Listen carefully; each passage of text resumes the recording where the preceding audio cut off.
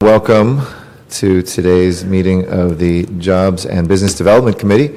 Thank you to everybody who's made time in your day to be here bright and early. I'm Councilmember Eric Garcetti. I know Councilmember Labange is out of the country, I believe, so we're not expecting him. Councilmember Parks will not be here either, so we will be having committee of one. So we have three items today which concern our entertainment industry and trying to retain and cultivate filming here in the city of Los Angeles. But before we do that, I want to see if we have any comments for general public comment. Okay, so we'll close our general public comment. Let's go ahead and take up item number 1 first, please. Item number 1 is a Chief Legislative Analyst to report on city tax credit for commercial production or other film and television productions that may respond to a city tax credit to further encourage production within the city and tax credit opportunities for video game industry and any other digital media productions. This item is scheduled pursuant to Council action of October 16, 2012. Okay, if folks do want to be heard on any of these items, there are cards in the back, and you can just submit it to our city clerk, and we'll make sure to include that. But let's go ahead and hear the report. Good morning. Felipe Chavez with the CLA's office.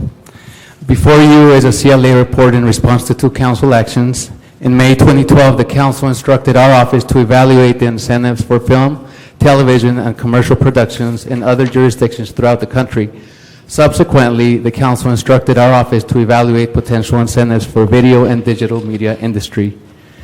The council has been considering a 1% local sales and use tax refund for production purchases or expenditures made in the city. My understanding is that the city attorney is in the process of preparing an ordinance as requested by the council. Additionally, since 2004, the city has been offering incentives such as a reduction of business tax rates for entertainment productions, an adjustment to the film production tax base, the implementation of tax breaks for entertainment creative talent, and eliminated fees to film at most city facilities, among others.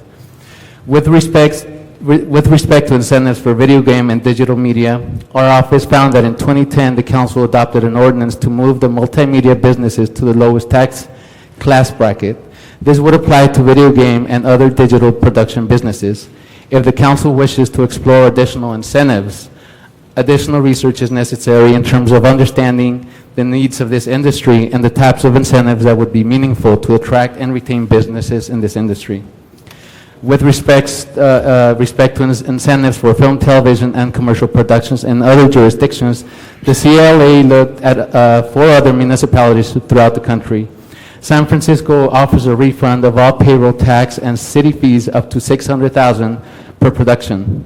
The city of Santa Clarita offers a refund of basic film permit fees for productions that film at least 4 consecutive weeks, obtain 4 permits per year, or are approved to participate in the California Film and Television Tax Credit Program.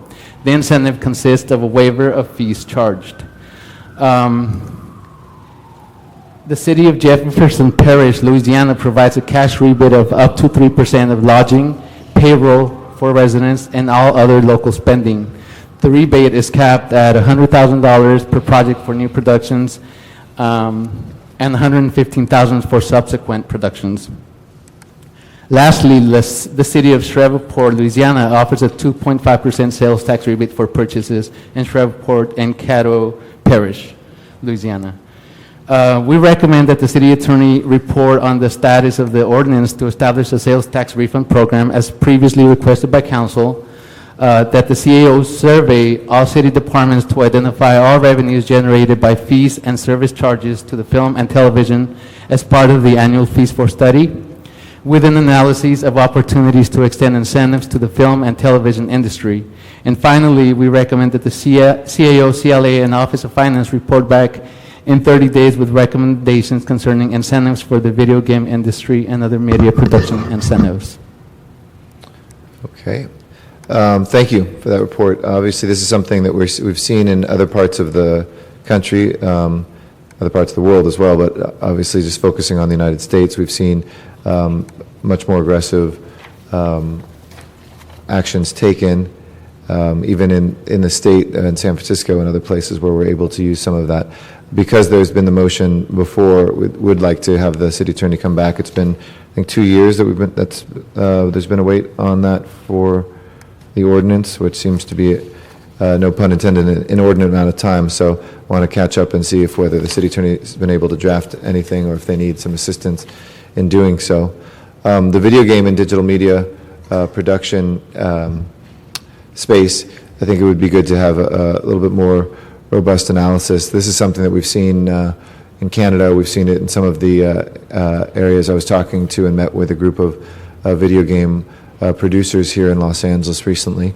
And one of them who runs Activision, which is the largest, Blizzard Activision, the largest of the video game companies in the world right now. They have the top 3 games out there.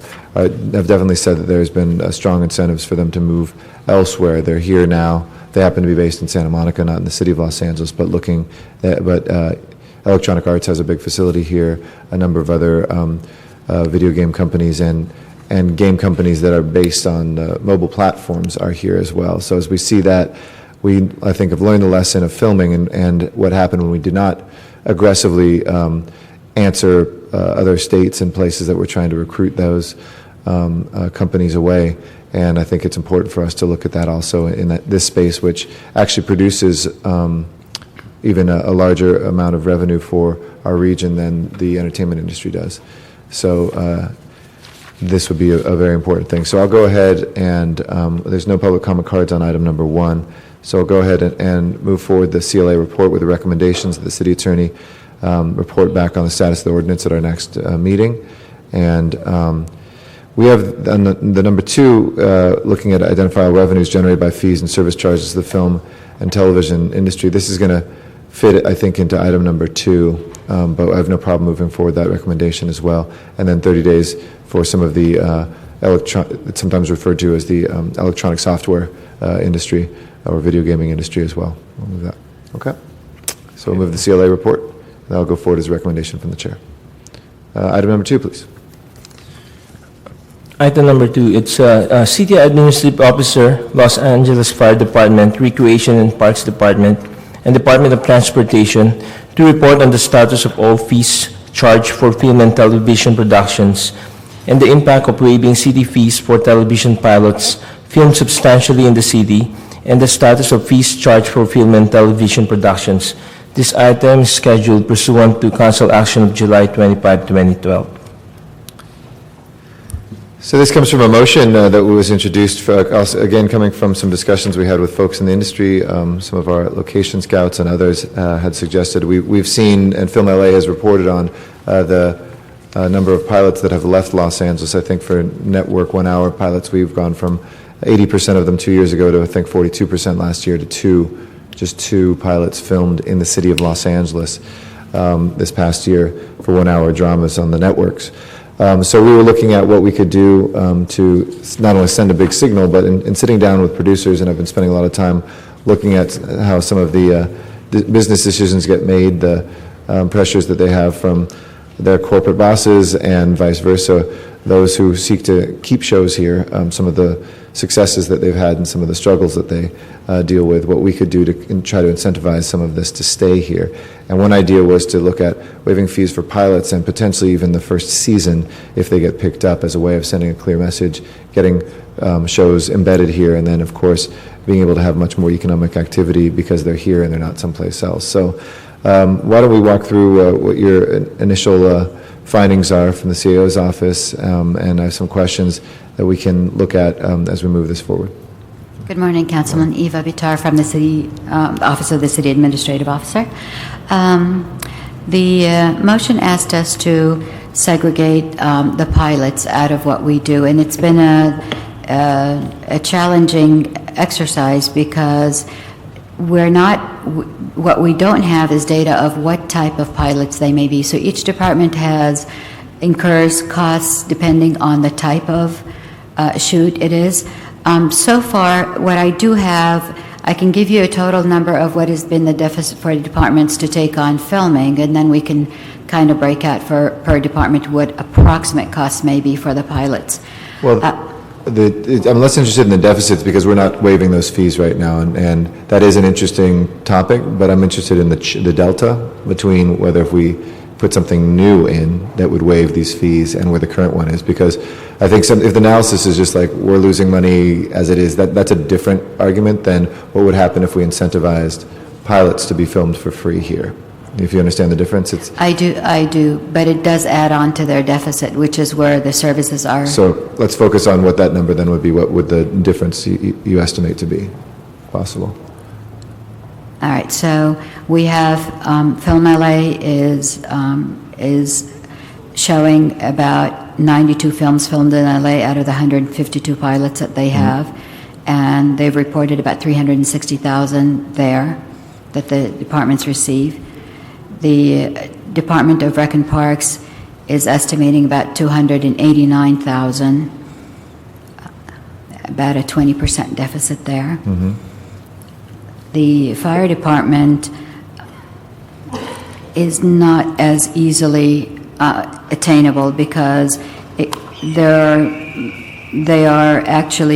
services have decreased from 50 to 10% trying to service. So I'm not sure the exact dollar amount, but I can tell you that they subsidize about $3.2 million in services. That would be in addition to whatever each pilot would be. I don't have an exact cost. So when you said going from 50 to 10%, what did you mean by that? Right now, for instance, they do spot checks, and the spot checks, because they have 4 inspectors and 1 captain and 1 senior clerk typist, that has been the number since the initiation of the program.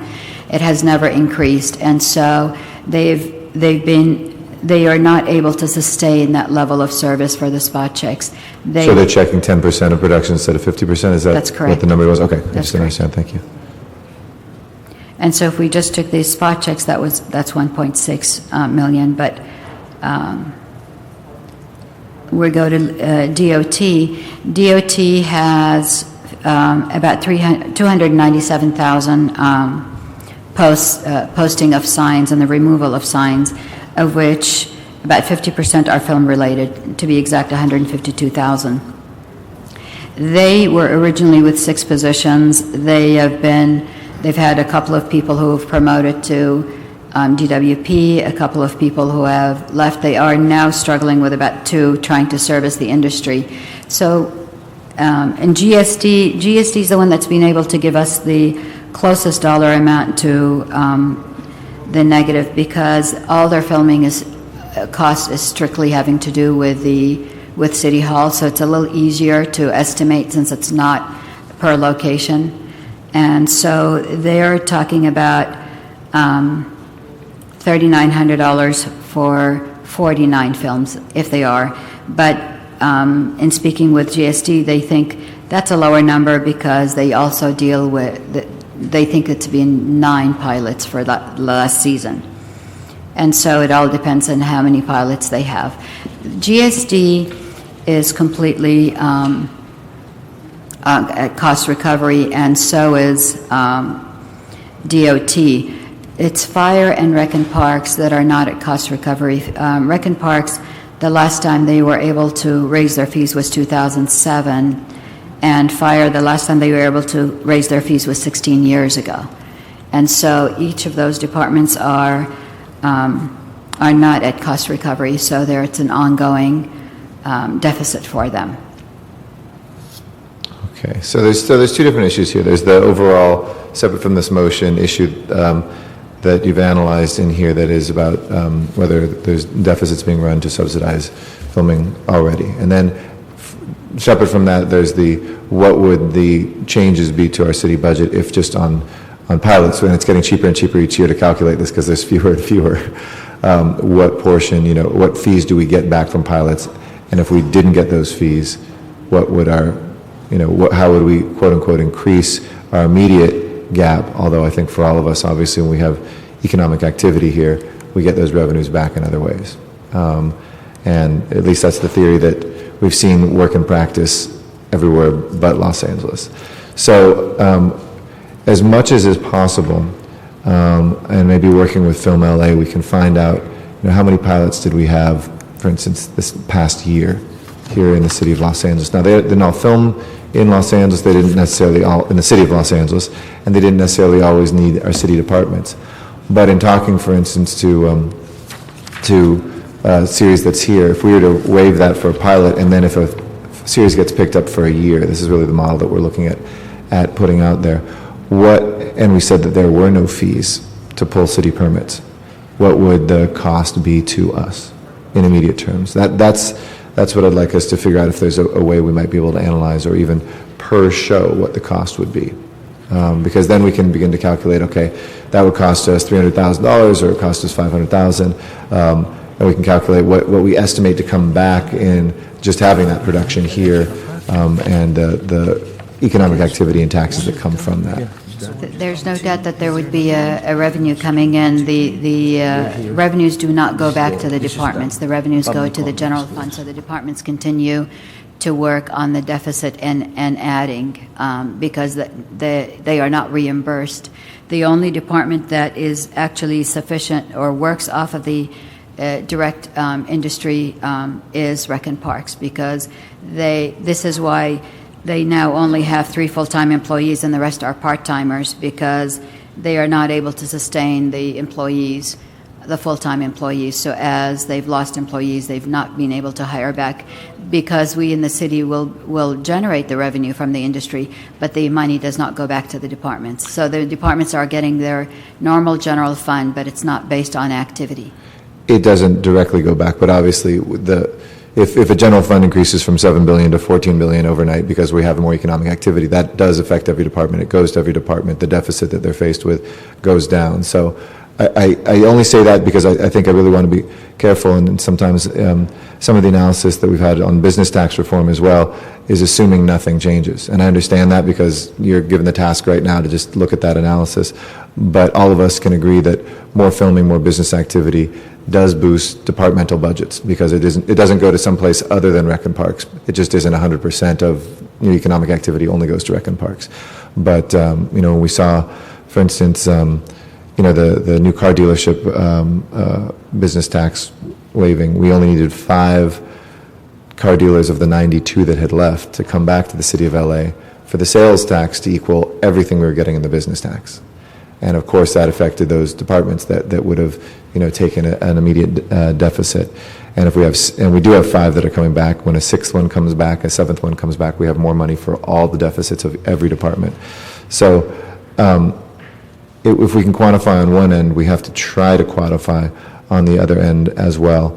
Certainly, the loss. I mean, we could put it this way: we could try to quantify what was the loss to the economy of going from having 80% of pilots 2 years ago to 2 pilots last year. That's caused the deficit in these departments as much as any fee waivers would be. So I know it's incredibly difficult work to quantify, but I think we all agree that is true, that there is a direct fiscal cost as well as an economic cost when we don't have that sort of filming here. So do you know, and maybe this is something more for Film LA to answer, but if you know it, please do, what are the fees that would be associated with filming a pilot in the city of Los Angeles? So, to quantify what on their ledger sheet, what the city of LA through Film LA would be charging? Well, Film LA's report indicates 92 films that were filmed in the city of Los Angeles out of the 152. 92 pilots or films? I'm sorry, 92 pilots. Okay. Are filmed in LA. They had a total of 152, but they're not in the city of Los Angeles. And so the 92 are filmed in the city of Los Angeles. And they quantified what they received there is $360,000. $360,000 in city permits and fees? From those collection of permit and fees, yes. All right. The difficulty has been for Film LA is to sustain the level of services as well. My goal, as you know, I love the industry. You know that. Yes, I do. And my goal is to provide them with superior service.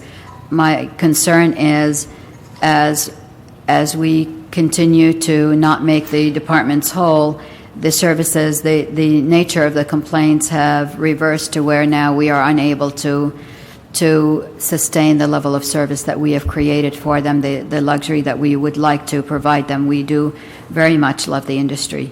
And my calls are consistent that we're not able to get personnel out there for them, or we're not able to put a sign in time.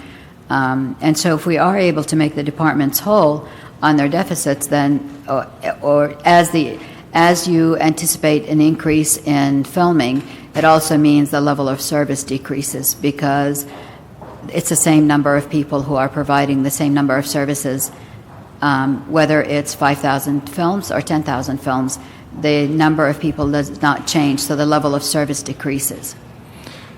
Sure, and not to beat a dead horse, but I think there's two ways of addressing that. One is charge more to get cost recovery and hope that they stay, but with those fees they may leave, and then we have less money in the city of Los Angeles, and so they say, you have a greater deficit, you had to cut more, and we're leaving, not only because we have bad service, but also because we have high fees. Or charge less, hope they stay, and through the economic activity, the pot grows, we have more at fire, and we have more GSD because we have a recovering economy. And then they have the ability to be able to pay for itself. So, it's not something that will resolve between the two of us, but to me, I definitely go towards the latter, that this race of only going for full cost recovery, unless we believe that this is not a factor in people's decisions. And that's why it's so important for us to be talking to the production world. But in those discussions, people are saying these costs do matter. They can be. I sat down with the head of TNT the other day, and he said, and I was talking, there's a producer that was there with us who had kept a show that had a pilot here in the city of Los Angeles, got picked up. It only ran for 2 seasons, unfortunately, before it was canceled. But she said, we went to the corporation that was telling us, this is how much we need you to film it for per episode, and we think it's easier for you to do that outside the city of LA. Well, they were pretty well known, and they were able to cut their personnel costs and other things and to meet that expectation and keep it in the city of Los Angeles. But most aren't. And when I talked to this person who loves Los Angeles, who loves the industry being here, who wants to stay here, he said, look, if the city weren't charging fees for the first year for a pilot, because I was testing him on this, and then for the first year of filming, absolutely, that would help me with my Time Warner, with my whoever the corporate masters are in different places, to be able to say, look, the city of LA isn't charging that, and we might come back from 2 pilots back up to 80, and we can quantify. We know we have, because Film LA has quantified what the impact on our economy is. Those receipts come back to us, and then we're able to actually, hopefully, address deficits in all sorts of departments, including Rec and Parks and other places.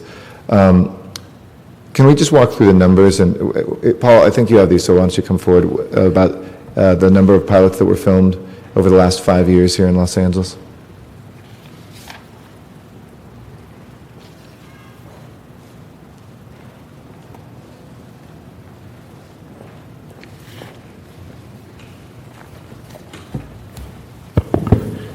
Good morning, Councilman. Paul Audley, President of Film LA. Good morning.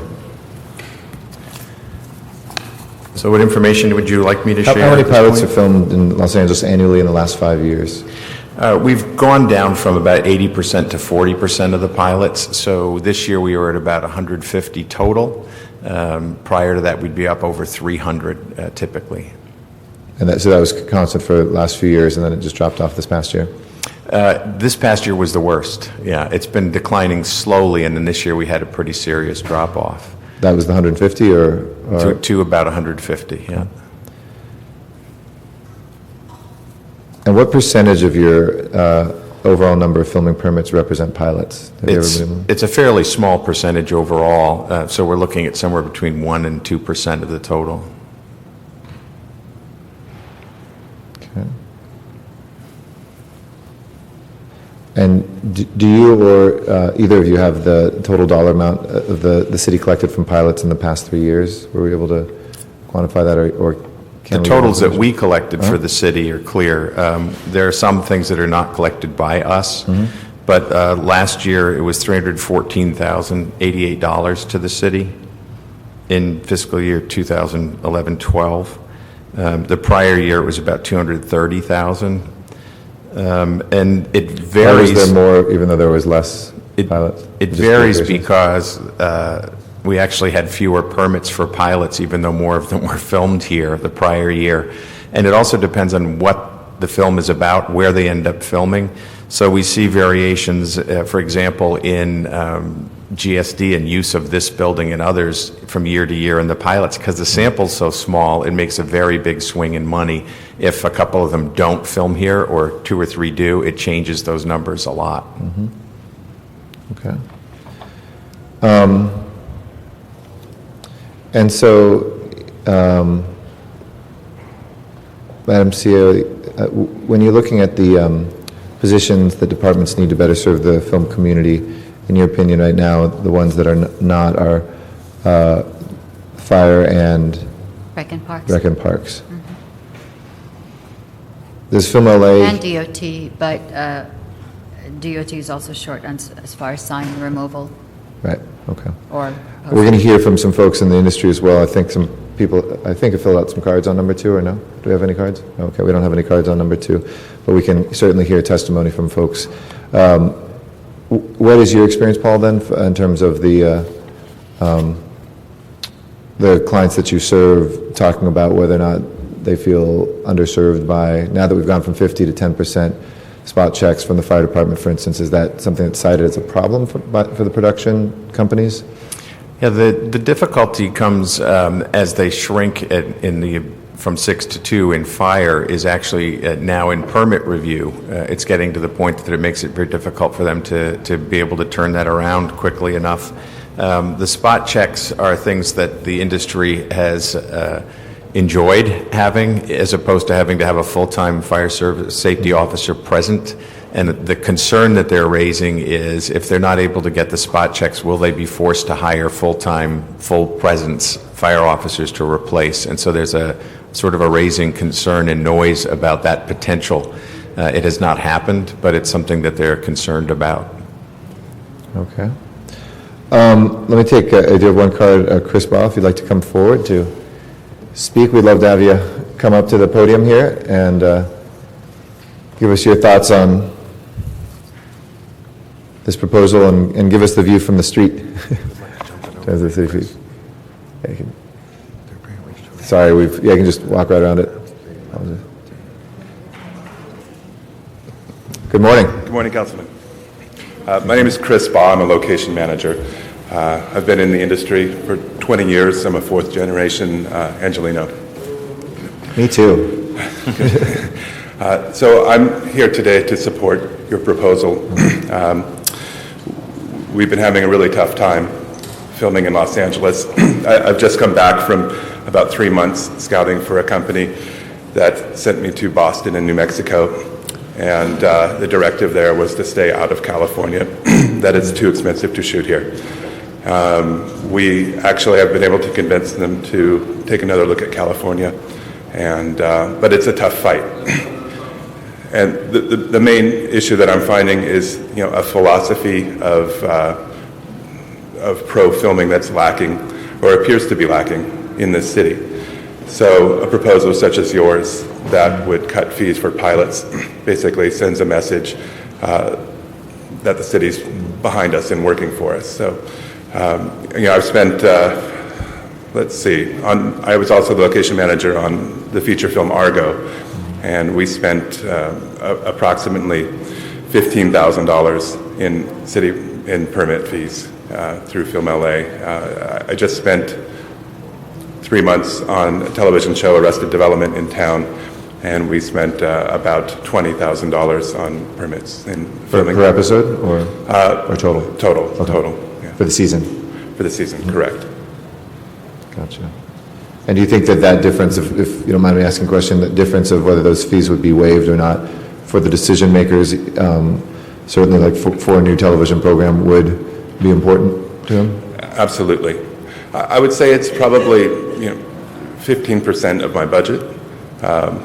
In general, is permits. But again, it's the philosophy of pro filming in Los Angeles, that message that's being sent by this proposal, that is important. Okay, great. Thank you. Thank you. Appreciate your testimony. So I think what I'd like to ask, if what we can do, there's a couple ideas on this. I mean,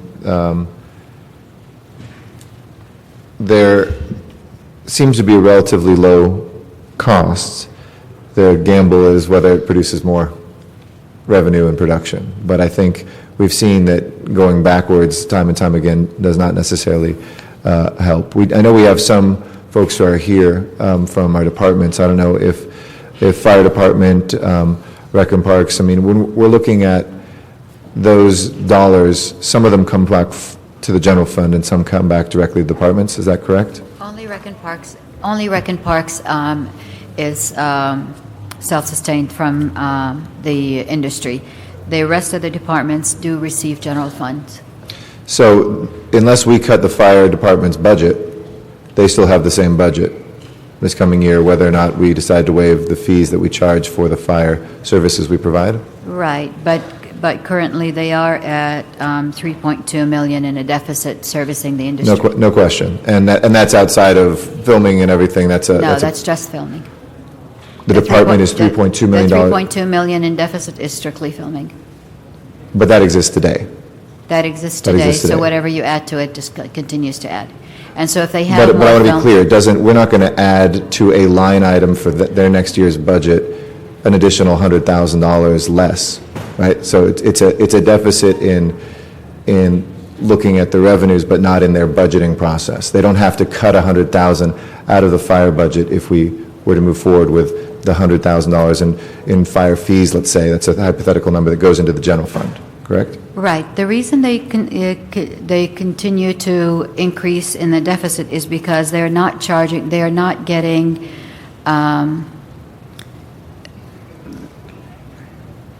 what's the right word? They're not getting the fees that it costs them $130 for an inspector. They're only charging $80-some. I'm not sure the exact dollar amounts, but that's the ratio. So for every new film they have, they will continue to add to that deficit because they are not self-sufficient. They are not. But just my own point is that it's not adding to their line item deficit in the budgeting process. It's adding to the general fund, correct? It adds to their line item. So they incur the deficit. So if we were to move forward, we have no other option but to say if we took an $100,000 less, let's say, in fire fees, that would come directly out of the fire department's budget, even though those fees go to the general fund and not to the fire department? Right, because Why? because they're not making up the difference of what the costs are. So let's say it costs $1 million to run a program, and you only generate 70% of that. You are at a 30% deficit there. And so because they're not able to charge the fees of what their labor is, they are incurring those costs. Okay, we can talk about this offline, but I think it's not going to them directly. It's going to the general fund, as you mentioned. Right. They get the same dollar amount in their budget every year based on the last year, let's say. Correct.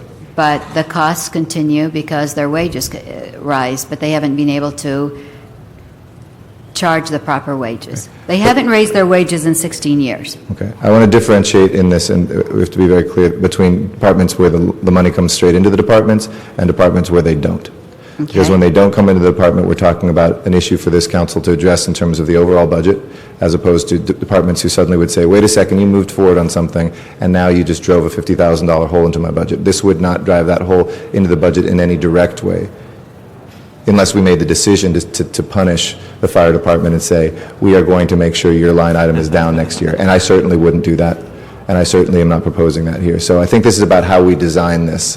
And for me, the way that we would design this is the ones that have the full cost recovery, we have to address that because that would directly create a direct deficit in their line items. Otherwise, we're talking about a $7 billion budget in the city of Los Angeles and a couple $100,000.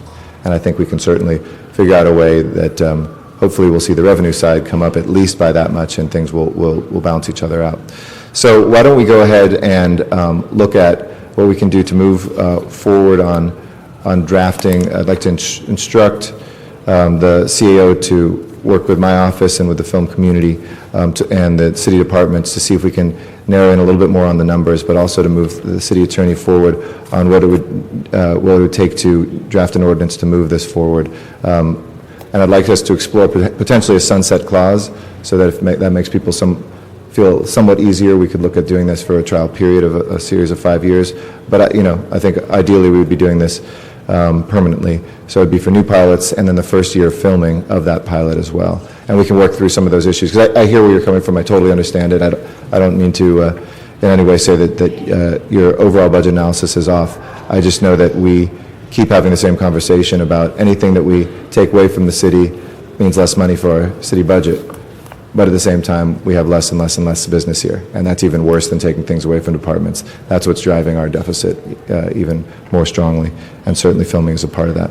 So we'll go ahead and move that instruction forward. And thank you. I really appreciate you coming in, by the way, as well. That's very nice of you to be here.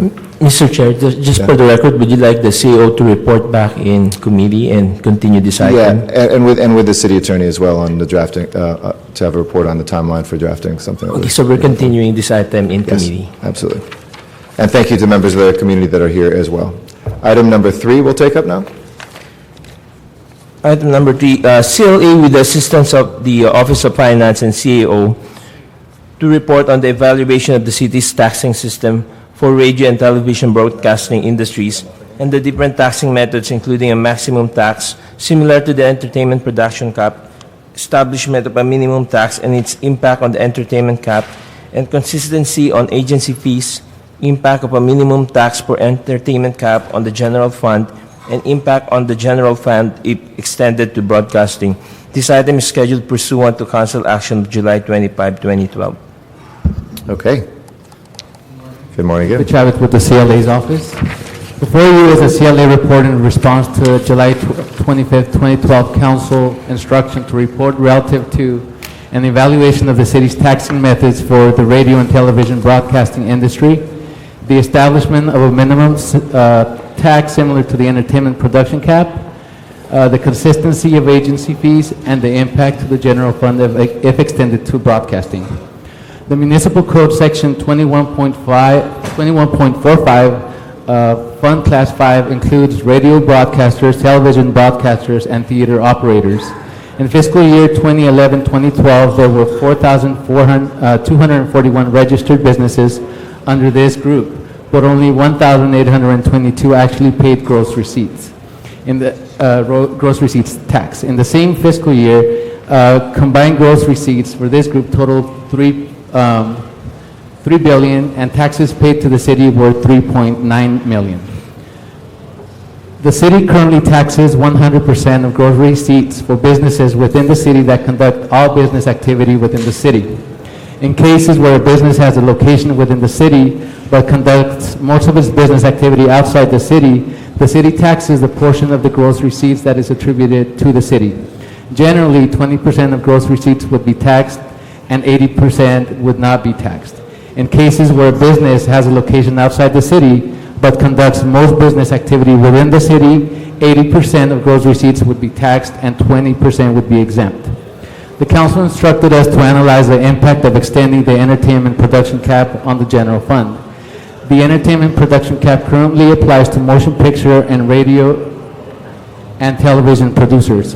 Under this tax structure, producers pay a maximum of $145 for the first $5 million in gross receipts and $1.30 per thousand in excess of $5 million, up to a maximum of $12 million. Gross receipts above the $12 million threshold are currently not taxed. Therefore, maximum tax owed for any producer earning over $12 million in gross receipts would only pay a maximum tax of $9,245. Gross receipts for producers are based on cost of production. Radio and television broadcasters are currently taxed at a rate of $1.27 per thousand. Every business in Fund Class 5 with gross receipts above the $100,000 threshold is taxed at this rate. If the city modifies its tax structure for broadcasters by applying the same thresholds as the entertainment production cap rates, it would be as follows. For businesses with gross receipts between $100,000 and $5 million, the new rate would be about 3 cents per thousand or a fraction thereof for a maximum of $145. Businesses with gross receipts between $5 million and $12 million would see an increase in the tax rate. These businesses would pay a minimum of $145 plus a rate of $1.30 per thousand in excess of $5 million. This could have Proposition 218 implications, but I'll defer to the city attorney and Office of Finance to elaborate on that. Gross receipts above the $12 million threshold would not be taxed. In essence, a business with gross receipts of $85 million would pay the same amount of tax as a business with $12 million in gross receipts. In conclusion, modifying the tax structure for broadcasters by applying the same thresholds as their entertainment production cap would lead to a reduction to the general fund of $3.2 million. With respect to the issue of agency fees, our office received a letter from the Motion Picture Association of America. We have had preliminary discussions with MPA and city staff, and the issues of agency fees, along with additional comments provided by MPAA, are still under review by the city attorney and the Office of Finance. We recommend that if the council wishes to continue to explore alternatives to the current tax structure for broadcasters, that the council instruct the Office of Economic Analysis in conjunction with the Office of Finance to further review the potential impact on radio and television broadcasters, both the current structure and the revised structure for this industry. Additionally, we recommend that the council consider an adjustment to the tax method for radio and television broadcasters as part of the overall discussion of the gross receipts tax. Finally, with respect to the MPA letter, we recommend that the Office of Finance and the City Attorney continue to meet with MPAA to further discuss the letter submitted on September 7th, 2012. Thank you, and thank you for the in-depth analysis. It's a very good report here. We do have two speaker cards I want to take at the outset, and so Melissa Patak and Eric Maiti, if you'd like to come up. You can just move that over. Yeah. There.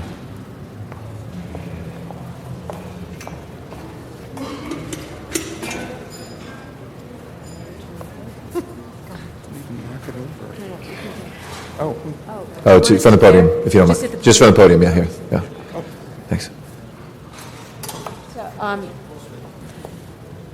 Hi, Melissa Patak with the Motion Picture Association of America. Thank you, Absolutely. Councilmember Garcetti. Actually, we were hoping to kind of get into a discussion of this. Well, we got the report at 9:30 last night, so have not had an opportunity to fully digest it. We did provide the Office of Finance and the CLA. We had a meeting over the summer. We provided them with a detailed letter which is attached to this report. We would have enjoyed the opportunity to get into more of a discussion with you and the CLA and the CAO and the Office of Finance. I understand time is late. Their analysis is that if you put everybody into this new structure of a cap, that there's a loss of $3.2 million. There are many businesses that are not radio and TV broadcasters that also fall into this category. There are about 4,500 businesses that pay under this rate.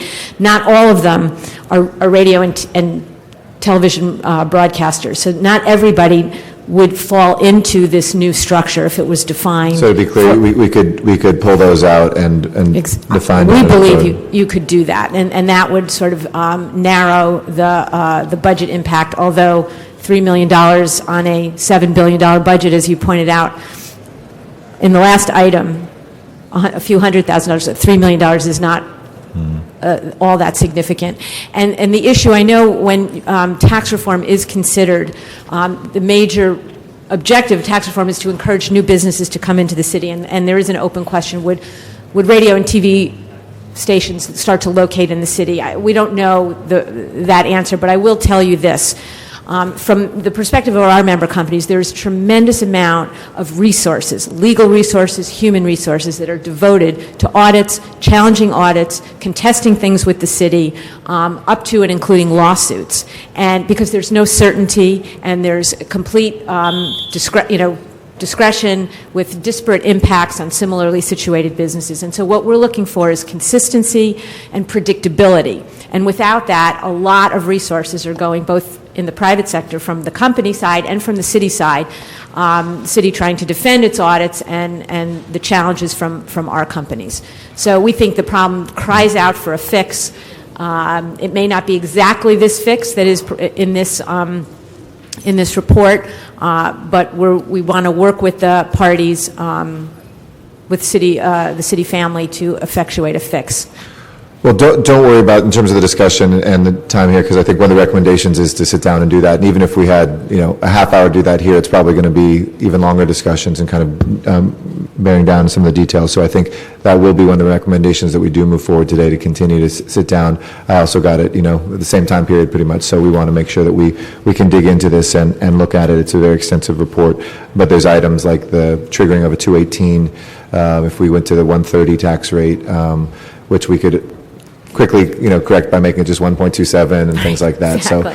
So I want to make sure that we do have that, because we do want to obviously continue those companies that do broadcast from here. And just to be clear, because sometimes we don't define our terms, we're not just talking about local television stations, that's some of them, but it's also other channels that broadcast from here nationally. And those decisions, whether they stay here or whether they're in Atlanta or other places, really do affect, again, the jobs that we produce here, the middle-class jobs that we want to protect in this city, in our broadcasting industry. So appreciate those comments very much, and rest assured we'll have a more vibrant conversation. That's one of the recommendations in the report that I'll be supporting. Okay. And Eric, did you want to add anything? So well articulated by Melissa that you feel Well, good? Eric was here. We flew. His office is in Sacramento, and came down in case there were questions and discussions, and we really got into more looking at scenarios and Right. explaining, answering any questions that you might have had about the letter that we submitted, and any Okay. discussion. We do, but I think that's going to have to take place at the level of staff discussion. So I'm sorry you flew down for that. We'll make sure that we get the timing on that so that you can be a part of that as well. Office of Finance is here as well. Did you want to Yes, sir. give some discussions? And if there's anything that you hear from them that you want to answer, we still do have a little time, so feel free to. Yeah, go ahead. Okay. Robert Lee, Office of Finance. Just wanted to go into a little more detail about the information that we did offer. Of the 4,000 or so accounts within this classification, true, there are 3 or 4 classifications within it. As part of our reconciliation. Information or classifications with the same amount were classified together. Therefore, at this point, and among with other issues, there's no way for us to delineate unless we go line by line through all 4,000 accounts to try to determine what is a radio TV broadcaster compared to a entertainment location. So, and even some cases, such as it could be an individual. If an individual is a loan-out corporation and he decides to become a corporation by himself and he is somewhat into broadcasting, he's also in there. So, true, there is no way for us to delineate, but the classification and the activities that are in there, in general, unless we're talking nightclubs, is a little hard to delineate from that. But we gave them what we could in order to figure out what we had to work with overall if we were to do a cap. Does the industry feel like there are clear ways to delineate then? I don't know, Eric, if you want to talk to that?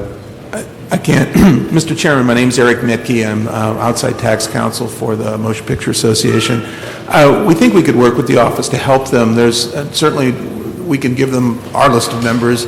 There's organizations like the California Association of Broadcasters that have a fairly comprehensive list. I also imagine a list of FCC licenses might also be another source to try and delineate it. You may not get it exactly spot on, but it's a better estimate than what we've got. So we do think there's some ways to narrow it. Okay. The number 3 in this is to instruct the Office of Finance and request the City Attorney to continue to meet with the Motion Picture Association of America to further discuss the letter that was submitted.